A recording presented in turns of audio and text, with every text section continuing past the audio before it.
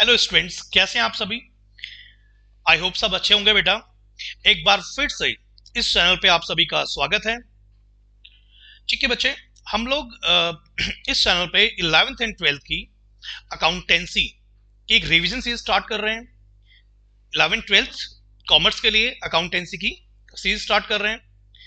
इस सीरीज में जो हमारा मेन टारगेट है, हम जितने भी अकाउंटिंग कॉन्सेप्ट होंगे चैप्टर वाइज वो आपको इसमें अवेलेबल कराएंगे।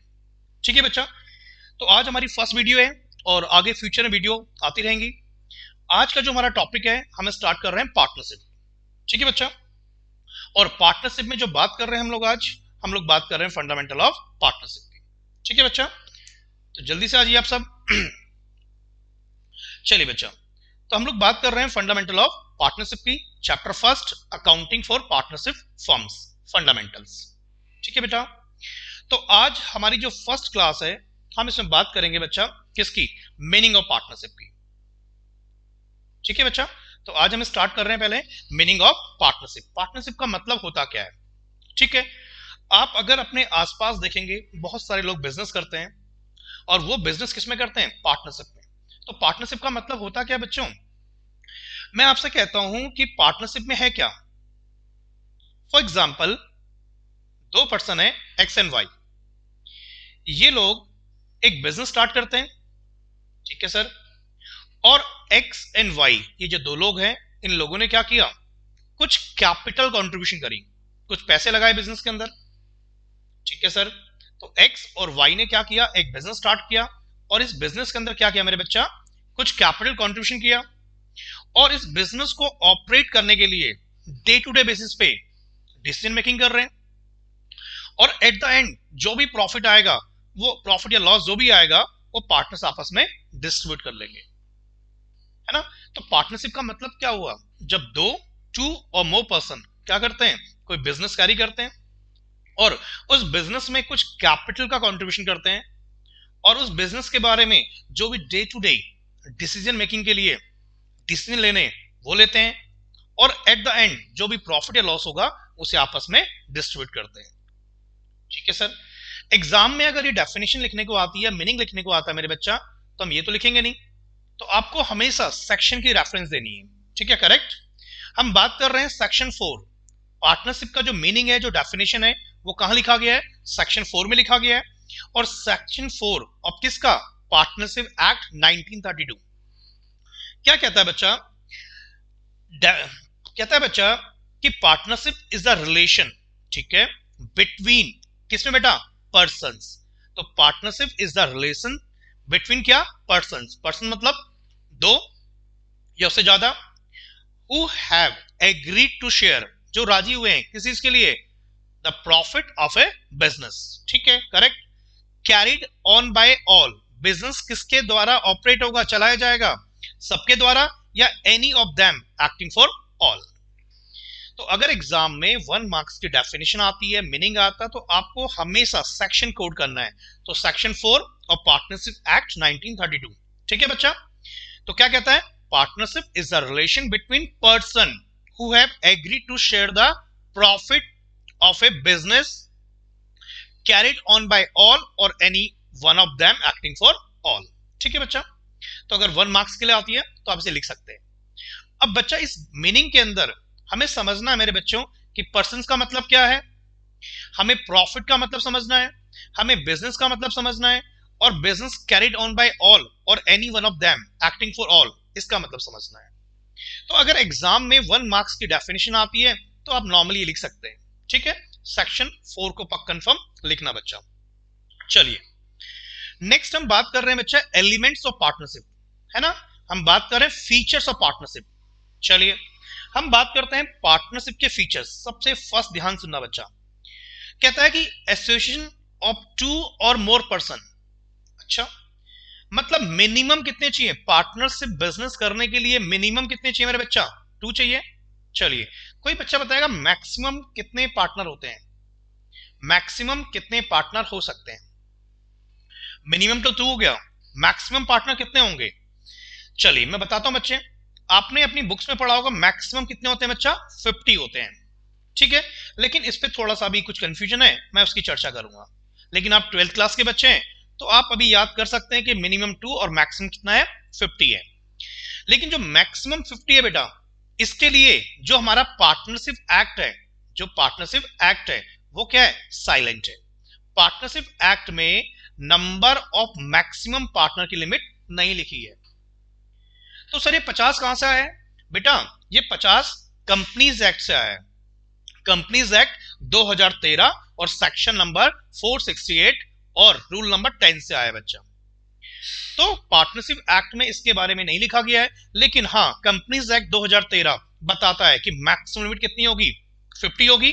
और सेक्शन कौन सा बच्चा, 464, और रूल्स कितना है 10, उसमें लिखा गया बच्चा ये, करेक्ट। चलिए एक बार रीड आउट कर लो आपके लिए। The partnership is an association of 2 or more persons who have agreed to run the business and share its profit. The Indian Partnership Act is silent about the maximum number of partners. However, the Indian Companies Act 2013 limits the number of partners to 50. Section 464 read along with the rule number 10 of Companies Miscellaneous Rule 14. The partnership form becomes illegal if the number of partner exceed the limit. ठीक है बच्चा। तो आपकी book में जो लिखा गया बच्चा, मिनिमम मेंबर 2 होने चाहिए और मैक्सिमम कितने चाहिए आपको मैक्सिमम 50 चाहिए। ये किसने कहा है, पार्टनरशिप एक्ट में नहीं लिखा गया बच्चा, ये किसमें लिखा है, ये कंपनीज एक्ट के सेक्शन 464 और रूल नंबर 10 में लिखा गया है। ठीक है बच्चा। अगर मैं आपको बोलूं ये जो 50 की लिमिट है ना, इसमें थोड़ा कंफ्यूजन है। ये 50 की जो लिमिट है मेरे बच्चों, ये एक्चुअली लिमिट है ही नहीं कोई। ये जो 50 की लिमिट है मेरे बच्चों, ये किसके लिए पता है, ये अनरजिस्टर्ड फर्म के लिए। किसके लिए बच्चा, जो 50 की लिमिट है मेरे बच्चों वो किसके लिए है, अनरजिस्टर्ड फर्म के लिए, जो अपना रजिस्ट्रेशन नहीं कराते हैं, ये अनरजिस्टर्ड फर्म के लिए। तो अगर आपकी रजिस्टर्ड फर्म है तो आई थिंक उसके लिए मैक्सिमम लिमिट कुछ भी नहीं है, कितने पार्टनर हो सकते हैं। मैंने बहुत सारी पार्टनरशिप फर्म देखी है जिनमें पार्टनर 50 से ज्यादा है। तो जो सेक्शन 464 है, जब इसका बियर एक्ट पढ़ेंगे तो वहां पे क्लियर लिखा हुआ बच्चा। ठीक है। तो हम बात कर रहे हैं एलिमेंट्स की और पहला है 2 और मोर पर्सन। चले बेटा आगे चलिए। नेक्स्ट हम बात करते हैं एग्रीमेंट। हम बात कर रहे हैं फीचर्स। फीचर में पहला क्या था, 2 और मोर पर्सन। दूसरा पॉइंट हम बात कर रहे हैं एग्रीमेंट। बच्चे पार्टनरशिप का जो जन्म होता है ना, होता ही किससे, एग्रीमेंट से। आपने 11th क्लास की बीएसटी पढ़ी होगी और वहां पे पढ़ा होगा HUF, हिंदू अनडिवाइडेड फैमिली, याद है आपको। ठीक है। तो HUF में क्या होता है, कोई जो HUF फैमिली के अंदर मेंबर कैसे बनता है, जैसे ही कोई नया वहां जन्म लेता है वो क्या बन जाता है, मेंबर बन जाता है। लेकिन पार्टनरशिप बिजनेस में पार्टनर बनने के लिए क्या चाहिए, एग्रीमेंट चाहिए। ठीक है। तो एग्रीमेंट कैसे होगा सर, एग्रीमेंट हमारा ओरल भी हो सकता है और एग्रीमेंट हमारा रिटर्न फॉर्म में भी हो सकता है। करेक्ट है सर। ठीक है। तो पार्टनरशिप फॉर्म करने के लिए क्या चाहिए, एग्रीमेंट। एग्रीमेंट कैसे होगा, ओरल या रिटर्न फॉर्म, दोनों में हो सकता है बच्चे। ठीक है। चलिए, तो the partnership is the result of an agreement, either written agreement और oral. The agreement is the basis of their rights and duties. तो एग्रीमेंट बनाते क्यों हैं, कि फ्यूचर में कोई डिफरेंसेस ना आए, कि एक्स एंड वाई के बीच में या जो भी पार्टनर है, कल अगर उनके बीच में कोई फाइट होती है किसी इश्यूज के ऊपर, तो एग्रीमेंट के हिसाब से बात कर सकते हैं। ठीक है। तो agreement is the basis of right and duties. This relationship में exist for a particular venture.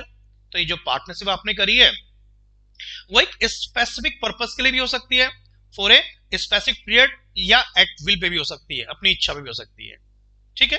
तो हम एग्रीमेंट में इतना पढ़ रहे हैं जी। एग्रीमेंट क्या है, किसी भी पार्टनरशिप को फॉर्म करने के लिए एग्रीमेंट क्या है, मैंडेटरी है, ये ओरल या रिटर्न फॉर्म में होगा। और इसके अंदर क्या होती है, जो भी पार्टनर्स की राइट एंड ड्यूटीज होती है उनको लिखा जाता है बेटा।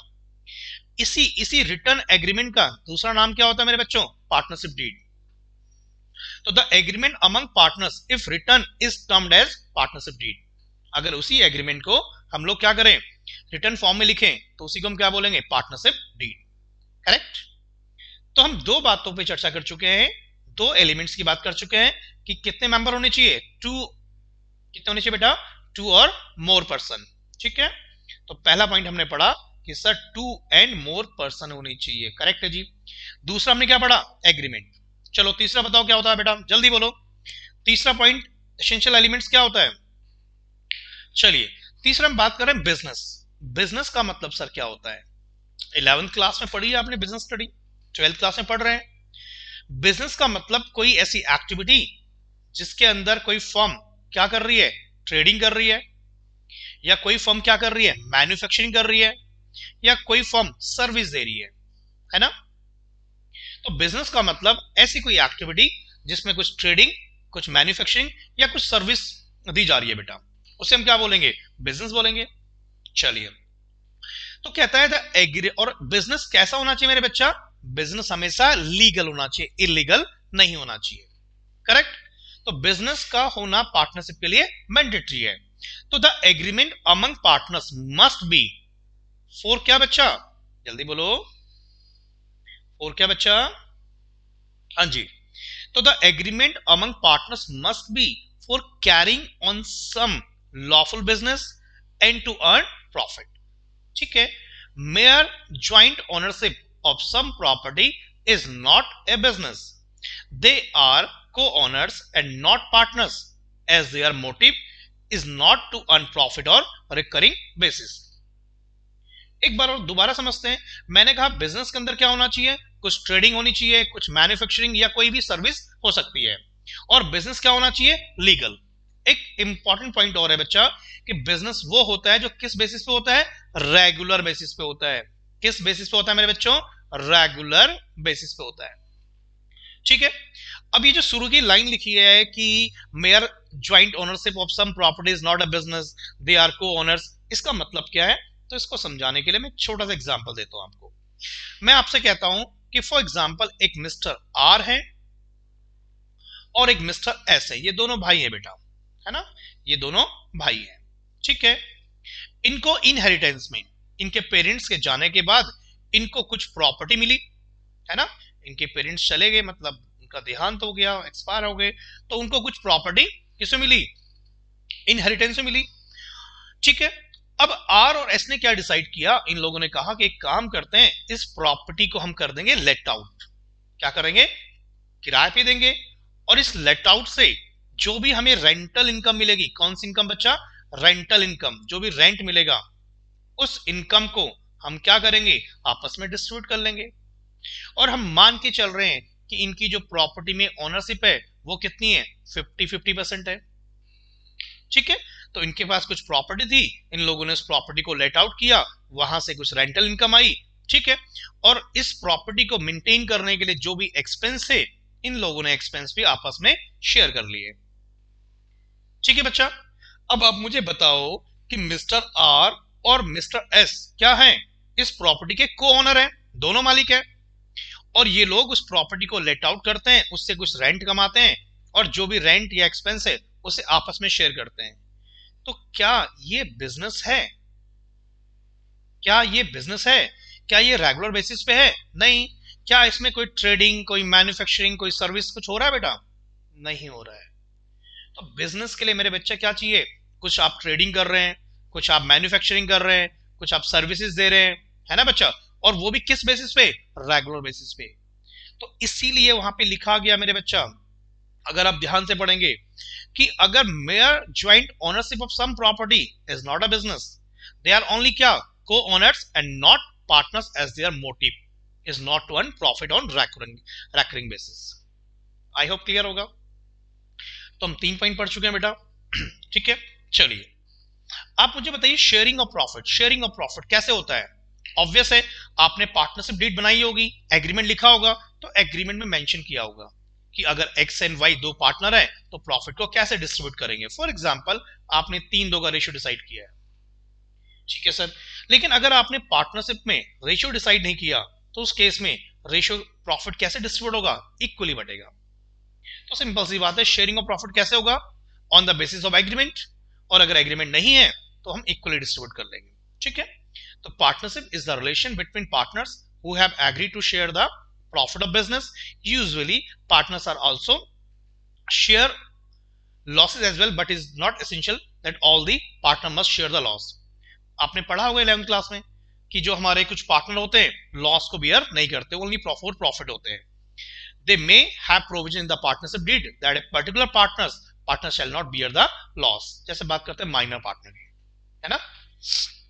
तो माइनर पार्टनर लॉस बियर नहीं करता। तो शेयरिंग ऑफ प्रॉफिट के बारे में दो बातें हैं कि जो डीड में लिखा गया है और अगर डीड नहीं बनाई है तो प्रॉफिट को हम इक्वली डिस्ट्रीब्यूट कर सकते हैं। आई होप क्लियर होगा बच्चा। चलिए, ये बड़ा इंपॉर्टेंट पॉइंट है। Fifth, business carried on by all. एक फर्म में 5 पार्टनर हैं, तो उस बिजनेस को कौन चलाएगा? पांचों भी चला सकते हैं, ठीक है सर। और हो सकता है कि इनमें से 3 पार्टनर क्या है, साइलेंट पार्टनर है, या एक्स वाई जेड ने केवल कैपिटल लगाई है लेकिन ये बिजनेस को कैरी नहीं करते। कैरी कौन करता है? ए एंड बी करते हैं, ठीक है सर। तो 5 पार्टनर है, X Y Z and A and B. A and B business के बारे में डिसीजन मेकिंग करते हैं, फैसले लेते हैं, बिजनेस के बिहाफ पे क्या करते हैं, कुछ एग्रीमेंट करते हैं, कोई कॉन्ट्रैक्ट करते हैं। तो एक्ट क्या कहता है बच्चे? कहता है the business of partnership firm may be carried on by all the partners और by any of them acting for all. Acting for all, इसका मतलब ये होता है कि ए और बी ने जो भी फैसले लिए उसके लिए एक्स और वाई एंड जेड क्या होंगे? बाउंड होंगे, ये भी उसके लिए रिस्पॉन्सिबल होंगे।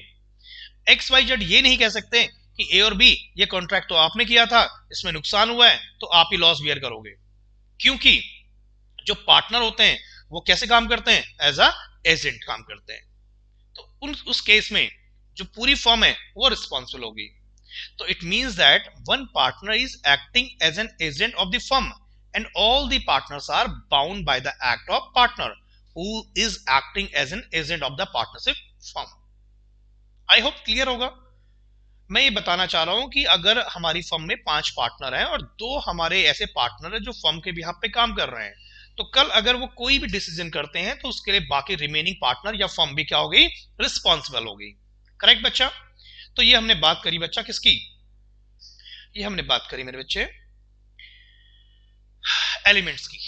और बच्चों, अगले टॉपिक की तरफ चलने से पहले आप सभी बच्चों को एक बार मैं बताना चाहूंगा कि अनअकैडमी के द्वारा एक बार फिर से all over India championship test Unacademy ascent करवाया जा रहा है, जो कि आपको मालूम होगा क्लास 6 से लेकर क्लास 12 तक के जितने भी हमारे स्टूडेंट्स होते हैं इस टेस्ट में पार्टिसिपेट कर सकते हैं।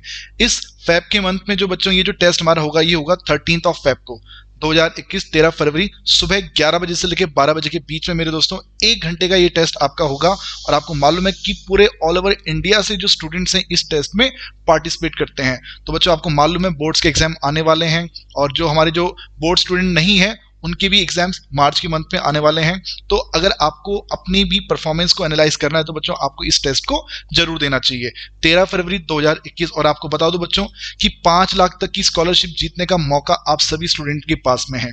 क्लास 6 से लेकर क्लास 12 तक के जो भी हमारे स्टूडेंट्स होंगे वो इस टेस्ट में पार्टिसिपेट कर सकते हैं। बस आप अनअकैडमी लर्निंग ऐप को इंस्टॉल कीजिए, वहां पर आप इस टेस्ट में खुद को एनरोल कर सकते हैं बच्चों। ठीक है, जरूरी नहीं कि आप मोबाइल के थ्रू इस टेस्ट को दो, अगर आप डेस्कटॉप के जरिए इस टेस्ट को देना चाहते हैं तो डेस्कटॉप लैपटॉप के जरिए भी आप इस टेस्ट को दे सकते हैं मेरे दोस्तों। ठीक है, तो चैंपियन बनिए दोस्तों। अपनी तैयारी आप लोगों ने शुरू करी दी होगी बोर्ड्स की, या फिर जो बोर्ड के नहीं है अपने एग्जाम्स की तैयारी आपने शुरू करी दी होगी। ठीक है, बस तैयारी को बीच बीच में एनालाइज करते रहिए। ठीक है, और उसके लिए बेटा अनअकैडमी ने एक बहुत ही बढ़िया टेस्ट आप लोगों के लिए लॉन्च कर ही रखा है। ठीक है, डेट याद रखिएगा 13 फरवरी को। ठीक है, 5 लाख तक की स्कॉलरशिप आप इस अनअकैडमी ऐप पर जी सकते हैं। ठीक है, 13 फरवरी सुबह 11 बजे। हाँ, ये ध्यान रखना कि जो भी हमारे न्यू स्टूडेंट्स होंगे, न्यू स्टूडेंट्स को इस एप्लीकेशन पे बच्चे जब आप ज्वाइन करेंगे तो आपको एक इनवाइट कोड यूज करना पड़ेगा और वो इनवाइट कोड बच्चे जो आप यूज करेंगे वो है AC लाइव। इस इनवाइट कोड के जरिए मेरे दोस्तों, इस रेफरल कोड के जरिए आप इस टेस्ट को ज्वाइन कर सकते हैं। तो बच्चों अच्छे से तैयारी करते रहिए। इस टेस्ट को ज्वाइन करने के लिए जो भी लिंक है बच्चे वो हमने इस वीडियो के डिस्क्रिप्शन बॉक्स में दे दिया है। ठीक है, तो अब हम चलेंगे सीधा अगले टॉपिक की तरफ। नेक्स्ट क्वेश्चन की बात कर रहे हैं बच्चे हम लोग। एक बार बस रीड आउट करना और छोड़ देने बेटा, इनमें बहुत ज्यादा लॉजिक नहीं है। ठीक है, हम बात कर रहे हैं राइट ऑफ पार्टनर्स की। तो पार्टनर्स के पास क्या क्या अधिकार हैं? ठीक है, सबसे पहले कहता है right to take part in the management of the business. तो भैया जो पार्टनर होगा वो क्या कर सकता है? वो बिजनेस के मैनेजमेंट में भी पार्ट ले सकता है। मैनेजमेंट मतलब क्या? बिजनेस को चलाने में भी हेल्प कर सकता है।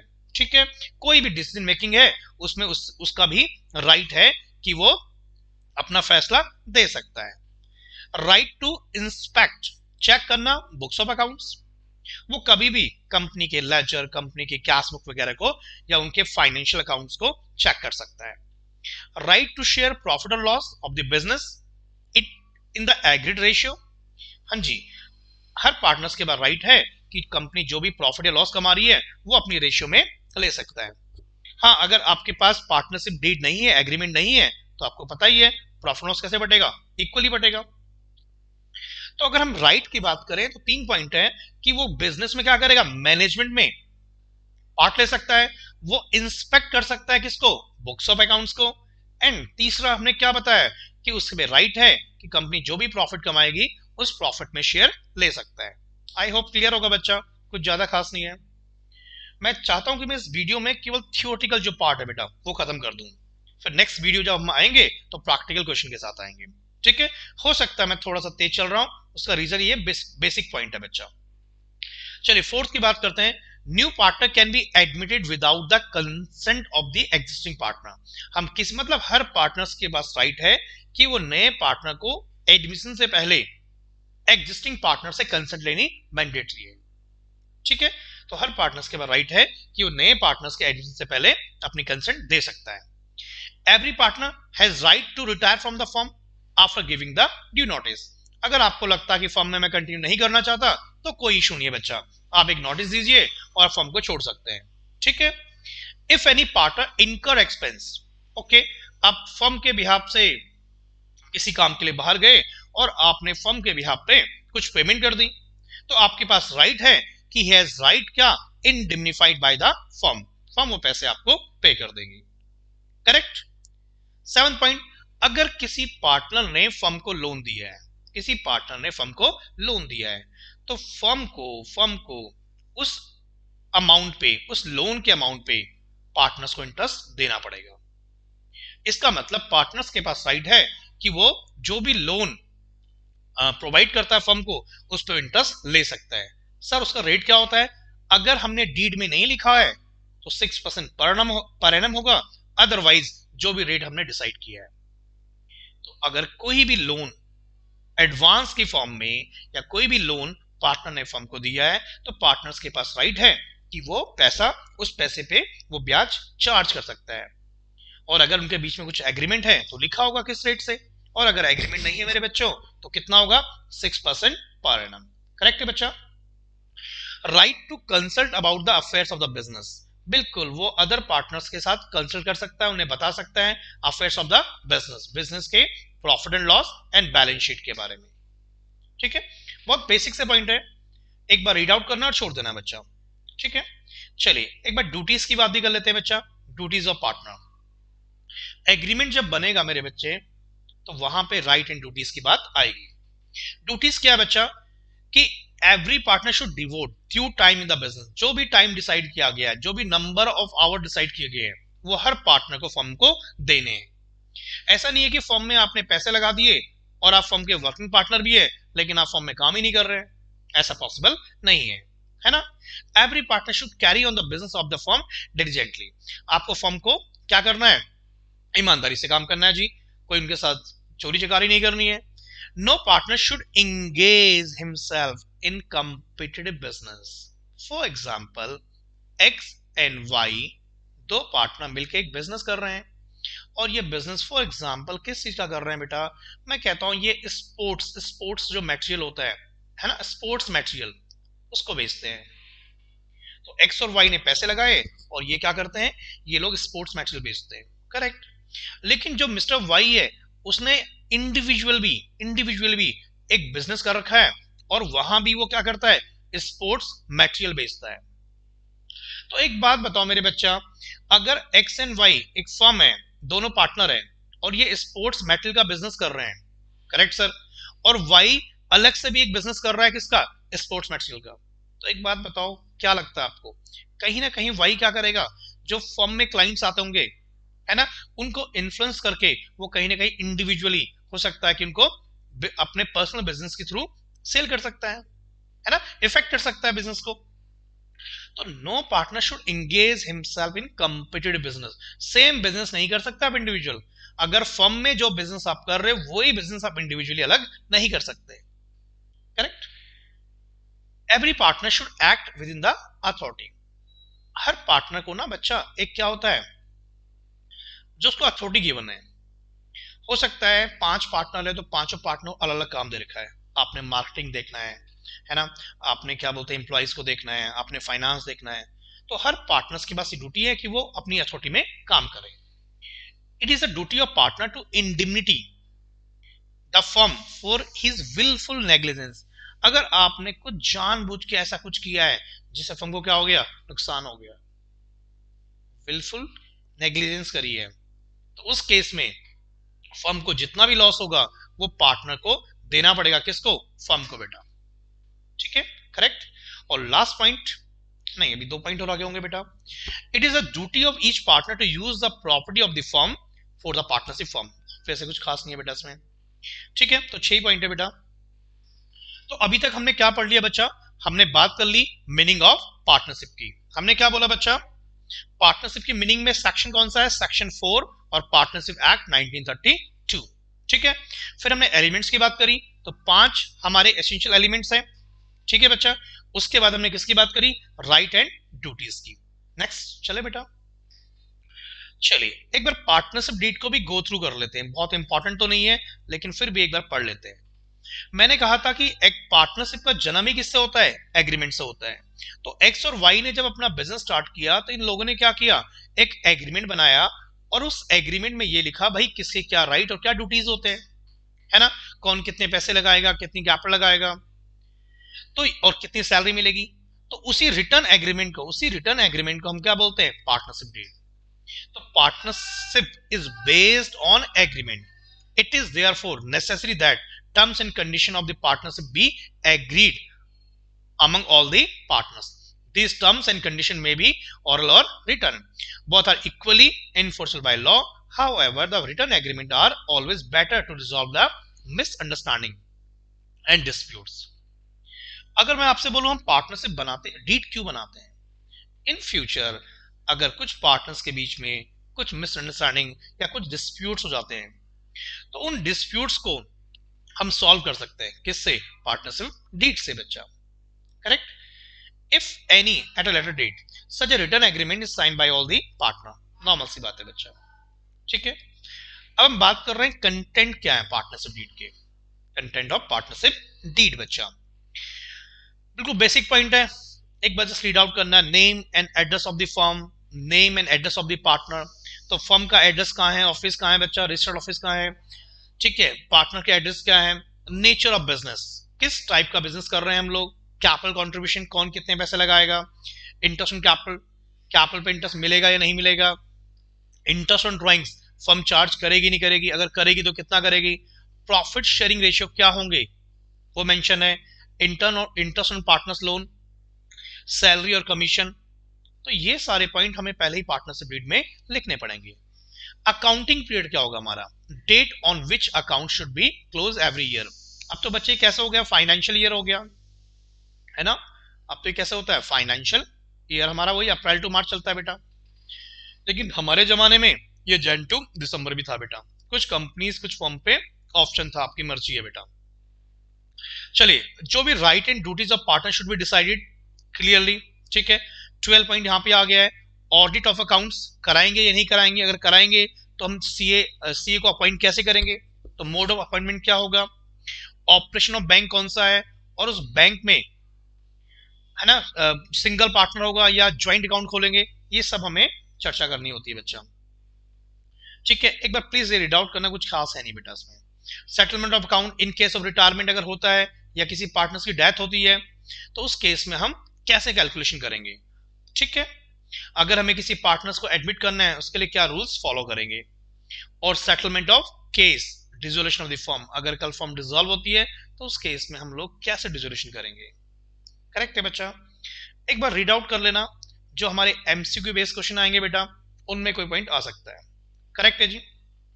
चलिए, एक लास्ट पॉइंट है, लास्ट नहीं है, सेकंड लास्ट पॉइंट है मेरे बच्चा आपका। ठीक है, चलिए बेटा हम बात करते हैं कि हमने बात करी कि पार्टनरशिप बनाते हैं और डीड में लिखा होता है किस पार्टनर को कितना इंटरेस्ट मिलेगा, कितनी सैलरी मिलेगी, कितना कमीशन मिलेगा। लेकिन अगर आपने पार्टनरशिप डीड नहीं बनाई है, rules applicable in the absence of partnership deed, अगर आपने पार्टनरशिप डीड नहीं बनाई है तो उस केस में कौन से रूल फॉलो होंगे? तो उस केस में केवल दो ही रूल्स फॉलो होते हैं बच्चा। एक तो जो प्रॉफिट शेयरिंग रेशियो होती है वो हमेशा कैसे होगी? Equally equally. तो अगर पार्टनरशिप डीड नहीं है तो उस केस में प्रॉफिट कैसे डिस्ट्रीब्यूट करेंगे आप? इक्वली करेंगे बच्चे। फर्स्ट पॉइंट ये हो गया। दूसरा, इंटरेस्ट ऑन लोन, जो पार्टनर ने लोन दिया है उस पे जो रेट ऑफ इंटरेस्ट होगा वो कितना होगा? 6% पर एनम होगा in the absence of deed, अगर पार्टनरशिप डीड नहीं है। अगर पार्टनरशिप डीड है तो उसमें मेंशन होगा बच्चा। ठीक है, तो ये दो प्रोविजन है in the absence of partnership deed. इसके अलावा no interest on capital, no interest on drawings, और सैलरी और कमीशन नहीं मिलेगा, और एडमिशन ऑफ पार्टनर कैसा होगा? Consent of existing partner. Correct. तो दो बातें याद रखने वाली है कि लोन पे जो ब्याज होगा वो कितना होगा? 6% पर एनम होगा, और जो भी प्रॉफिट एंड लॉस होगा वो कैसे डिस्ट्रीब्यूट होगा मेरे बच्चों? इक्वली डिस्ट्रीब्यूट होगा। करेक्ट बेटा। तो मैंने कोशिश करी है इस वीडियो में जो शुरू की बेसिक थ्योरी है ना बच्चे। हो सकता है बहुत सारी चीजें आपके एग्जाम में इसमें से नहीं आए, लेकिन कहीं ना कहीं कोई एमसीक्यू जो क्वेश्चन होंगे बेटा तो उनमें ये पॉइंट आ सकता है। ठीक है, क्योंकि अब जो पेपर आएंगे थोड़े एमसीक्यू बेस ज्यादा आएंगे, तो अब थ्योरी में कुछ भी नहीं छोड़ सकते। ऐसा नहीं है कि मैंने बहुत कुछ आपको नया पढ़ाया, आपने जो नहीं पढ़ा है। हम लोग सोचते हैं हमने पढ़ रखा है, छोड़ देते हैं बेटा, लेकिन एग्जाम में आता है जी। सम अदर प्रोविजन है कुछ पार्टनरशिप एक्ट के, एक बार रीड आउट कर लेंगे और फिर हमसे आगे चलेंगे। ठीक है, एक छोटा सा पॉइंट मैं समझा दूं आपको। पीछे हमने पढ़ा था कि जो हम एसेंशियल एलिमेंट्स की बात कर रहे थे, हमने कहा था पार्टनरशिप के लिए कितने मेंबर्स चाहिए आपको? हमने कहा 2 और मोर पर्सन चाहिए, है ना बच्चा। हमने बात करी 2 एंड मोर पर्सन की। ठीक है, इस लिमिट के अंदर कुछ एक्सेप्शन है, कुछ पर्सन को हम लोग क्या करते हैं? पार्टनर नहीं बना सकते। तो पॉइंट ये है कि person can not be admitted as partner. ये चार लोग ऐसे हैं जिनको हम पार्टनर अपॉइंट नहीं कर सकते। तो फर्स्ट है बच्चा आपका पर्सन ऑफ अनसाउंड माइंड। अगर कोई बंदा अनसाउंड है, पागल है, तो वो पार्टनर नहीं बना सकते हैं। इसके भी कुछ एक्सेप्शन है, वो आपने यहां नहीं पढ़ने हैं, इन फ्यूचर आप लॉ पढ़ेंगे तो वहां बात करेंगे। अनसाउंड माइंड के बारे में ये कहा गया है कि अनसाउंड माइंड के पास, पर्सन के पास कॉन्ट्रैक्चुअल कैपेसिटी नहीं होती है, और जब उसके पास कॉन्ट्रैक्चुअल कैपेसिटी नहीं है तो कॉन्ट्रैक्ट नहीं कर सकता, तो उसके द्वारा जो भी कॉन्ट्रैक्ट किया जाता है वो वैलिड नहीं होता है, तो इसलिए वो अनसाउंड माइंड हमारा पार्टनर नहीं बन सकता है। नेक्स्ट है बच्चा इंसॉल्वेंट। इंसॉल्वेंट दिवालिया, अगर कोई इंसान दिवालिया हो गया तो उसको भी पार्टनर नहीं बना सकते हैं। सर क्यों नहीं बना सकते? एक बात बताओ, अगर कोई पार्टनर इंसॉल्वेंट हो गया है या कोई पर्सन इंसॉल्वेंट है, आप उसे पार्टनर बना रहे हैं, पार्टनरशिप फॉर्म में हमारी लाइबिलिटीज कैसी होती है? पता है आपको पार्टनरशिप लाइबिलिटीज कैसी होती है? अनलिमिटेड होती है। तो कल अगर फर्म को नुकसान होगा तो उस नुकसान की भरपाई कहां से करते हैं? आपकी जो कैपिटल बड़ी होगी। लेकिन अगर कैपिटल से नहीं हो पाया तो उसकी पर्सनल एसेट से करेंगे। लेकिन क्या इंसॉल्वेंट पार्टनर की कोई पर्सनल एसेट्स होगी बच्चा? नहीं होगी। तो इसलिए एक्ट बोलता है आप इनको पार्टनर मत बनाइए, इन फ्यूचर में आपको प्रॉब्लम होगी। Any individual disqualified by law, किसी भी इंडिविजुअल को अगर लॉ ने डिस्क्वालिफाइड कर दिया है तो पार्टनर नहीं बन सकता। लास्ट है बच्चे माइनर इन नॉर्मल केस। तो इसके ऊपर बहुत चर्चा है, लेकिन आप सिंपली याद रखिए कि माइनर को नॉर्मल केस में पार्टनर नहीं बना सकते हैं।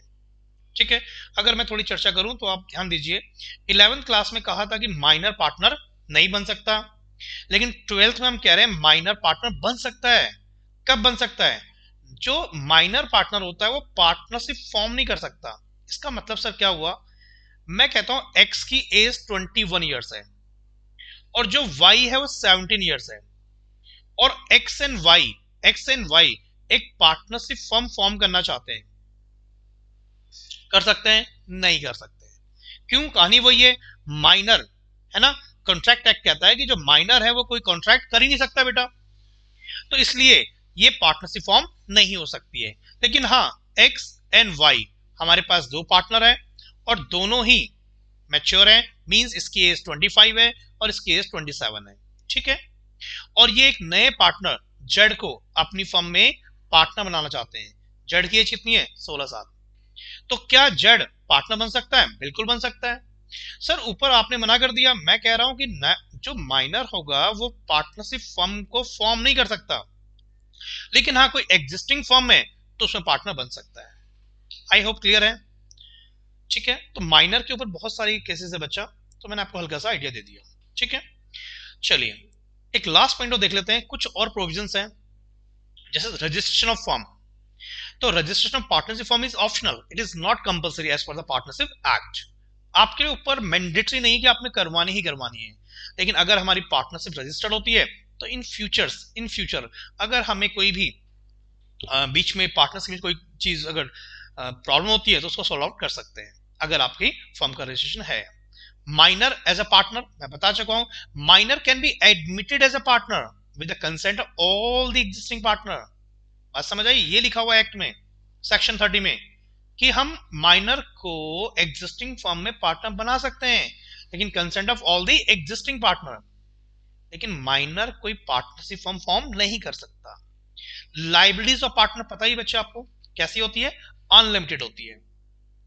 तो अगर कोई फर्म लॉस में चल रही है तो उस लॉस की रिकवरी पहले किससे होगी? उनकी कैपिटल से होगी। अगर कैपिटल से नहीं हो पाता है तो उसके बाद उनकी जो पर्सनल एसेट्स है उससे करना पड़ता है। स्लीपिंग पार्टनर पता ही आपको, जो स्लीपिंग पार्टनर होते हैं वो क्या बेसिकली रिमेन, वो एक्टिव नहीं रहते, है ना, फर्म में पैसा लगा दिया और केवल प्रॉफिट के लिए आते हैं। तो वन और मोर partner may be admitted as a sleeping partner. They will contribute their capital for agreed share of profit. However, the profit sharing ratio of all the partner will remain equal in the absence of partnership deed. बताइए आपको interest on capital. हाँ जी, interest on capital अगर company loss कमा रही है ना, अगर company क्या कर रही है, लॉस कमा रही है, तो उस केस में इंटरेस्ट ऑन कैपिटल नहीं देंगे। उसके भी कुछ एक्सेप्शन है, हम आगे बात करेंगे। ठीक है बच्चा, तो हम लोगों ने यहाँ पर जो बात करी है आज की क्लास में, हमने केवल बेसिक थ्योरी की बात करी है। मैंने बहुत कुछ नया नहीं पढ़ाया आपको, लेकिन हाँ जो नेक्स्ट वीडियो हमारी होगी हम प्रैक्टिकल क्वेश्चन की बात करेंगे। ठीक है बच्चा, तो मैंने आपको आज बेसिकली एक तो मीनिंग बताया है, ठीक है, सेक्शन के रेफरेंस आप हमेशा देंगे, और मैंने बताया मिनिमम 2 और मैक्सिमम कितना होगा बेटा 50 होगा। मैंने सेक्शन बताया कौन सा 464 कंपनीज एक्ट 2013 में लिखा गया बच्चा है। ठीक है, नेक्स्ट हमने बात करी एलिमेंट्स की, 2 और मोर पर्सन चाहिए, एग्रीमेंट होना चाहिए, बिजनेस मैंडेटरी है, शेयरिंग ऑफ प्रॉफिट होगा, और बिजनेस कोई भी रन कर सकता है, सारे पार्टनर या उनके बिहाफ पे कोई एक पार्टनर। ठीक है बच्चा, और नेक्स्ट इनके राइट्स एंड ड्यूटीज की बात करिए। आई होप आपको क्लियर होगा। थोड़ा सा मैंने स्पीड से पढ़ा है, रीजन सबने पहले पढ़ा होगा, है ना बच्चा। नेक्स्ट वीडियो मिलते हैं हम लोग बच्चा, और नेक्स्ट क्लास में जो मेरा टारगेट रहेगा हम प्रैक्टिकल एस्पेक्ट की बात करेंगे। ठीक है बच्चों, thank you very much, bye bye.